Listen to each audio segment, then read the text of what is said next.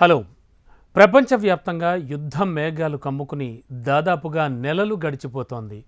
దాదాపుగా అటు Russia Ukraine కానీ అలాగే ఇటు ఇజ్రాయెల్కి సంబంధించి కానీ ఇలా ఎక్కడ పడితే అక్కడ యుద్ధ మేఘాలు కమ్ముకుంటూ మూడో ప్రపంచ యుద్ధానికి దారితీస్తాయా అనేటువంటి సిచ్యువేషన్స్ ఉన్న పరిస్థితుల్లో అంటే ముఖ్యంగా మనం చెప్పుకోవాలంటే ఉక్రెయిన్, గాజా ఇలాంటి యుద్ధాలన్నీ కూడా అలాగే ఇతరత్ర సంక్షోభాల కారణంగా గతేడాది ఆయుధ వ్యాపార కంపెనీలు చాలా బాగా లాభపడ్డాయని స్టాక్హోమ్ ఇంటర్నేషనల్ పీస్ రీసెర్చ్ అంటే సిప్రి అంటారు దీన్ని. ఇది ఒక నివేదికనైతే రిలీజ్ చేసింది. ప్రపంచంలో ఉన్న 100 ఆయుధ కంపెనీలు 2023లో ఏకంగా $632 బిలియన్ అంటే అక్షరాల 53 లక్షల కోట్ల రూపాయల లాభాన్ని ఆర్జించాయట. అంటే వ్యాపారం జరిగిందటంతా. అంటే అంతకుముందు ఏడాదితో పోలిస్తే 4.2% అధికం కూడా తెలిపింది. యుద్ధం జరిగింది అంటే ఖచ్చితంగా వెపన్స్ కావాలి. ఈ వెపన్స్కి సంబంధించి ఇంత బిజినెస్ జరిగిందనమాట. వాస్తవానికి 2022లో చాలా ఆయుధ కంపెనీలు కనీస డిమాండ్ కూడా లేక డీలా పడిపోయాయి. కానీ ఏడాది తిరిగేసరికి అవి వాటి ఉత్పత్తిని చాలా గణనీయంగా పెంచాల్సిన పరిస్థితి అయితే తలెత్తింది. ఇక తాము పరిశీలించినటువంటి 100 ఆయుధ కంపెనీలకు 2023లో కనీసం $1 బిలియన్ అంటే 8.4 వేల కోట్లకు పైగా వ్యాపారం జరిగినట్లుగా సిప్రి తన నివేదికలో వెల్లడించింది. మరి 2024లో కూడా అదే తీరు కొనసాగుతోందని సిప్రి ఆయుధ ఉత్పత్తి నిపుణులు మొరాంజో కూడా పేర్కొంటున్నారు. గాజా, ఉక్రెయిన్ ఇతర సంక్షోభాల కారణంగా పుట్టుకొచ్చినటువంటి డిమాండ్ను అందుకోవడంలో చిన్న ఉత్పత్తిదారులంతా కూడా చాలా ముందున్నారని సిప్రి వెల్లడిస్తోంది.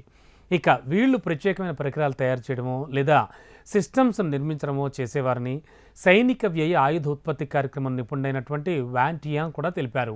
అంతేకాదు ప్రపంచంలో భారీగా 100 కంపెనీల్లో 41 అయితే అమెరికాలోనే ఉన్నాయి. ఇవి గతేడాది 2.3% వృద్ధిని సాధించడం కూడా జరిగింది. ఎందుకంటే యుద్ధ మేఘాల వల్ల.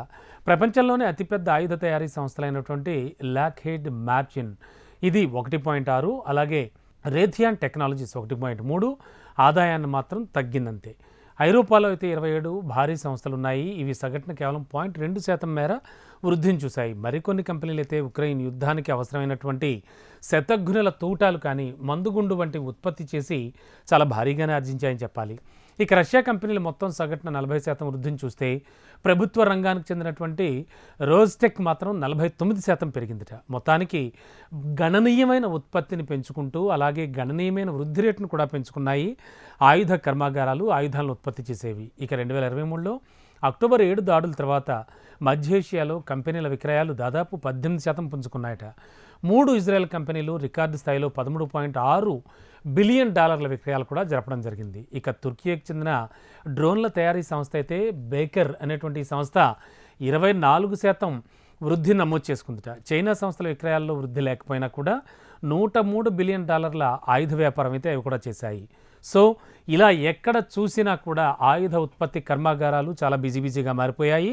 అంతేకాదు గణనీయమైన వృద్ధి రేటును కూడా నమోదు చేసుకుంటూ వస్తున్నాయి. బికాజ్ ఆఫ్ ప్రపంచవ్యాప్తంగా అనేక దేశాల మధ్యలో జరుగుతున్నటువంటి ఈ అనిశ్చిత పరిస్థితుల దృష్ట్యా కూడా ప్రస్తుతానికైతే మాత్రం ఈ ఆయుధ విక్రయాల బిజినెస్ మాత్రం ఊపందుకుందని చెప్పాలి. చాలా గణనీయమైన వృద్ధిని సాధిస్తోంది. ఈ స్థాయిలో అంటే నేను పైన వివరించిన స్థాయిలో ఈ వృద్ధి రేటు కూడా నమోదవుతూ వస్తోంది.